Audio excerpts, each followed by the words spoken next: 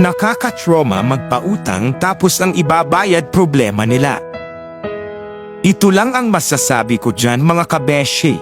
Alam mo yung feeling na gusto mo lang tumulong sa kaibigan o kamag-anak sa pamamagitan ng pagpapautang, tapos ang ending, imbes na pera ang ibalik sa'yo, problema pa ang inaabot mo.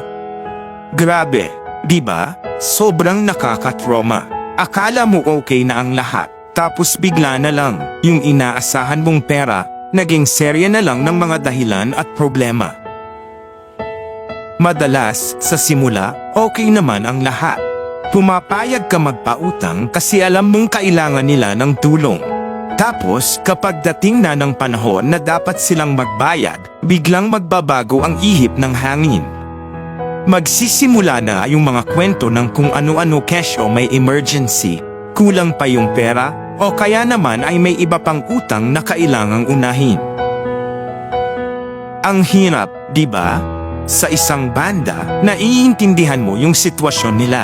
Pero sa kabilang banda, parang napapaisip ka na rin kung tama pa ba yung desisyon mo na magpautang.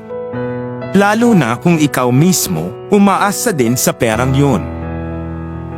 Nakakalungkot isipin na minsan, yung pagtulong mo, nagiging sanhi pa ng problema sa'yo.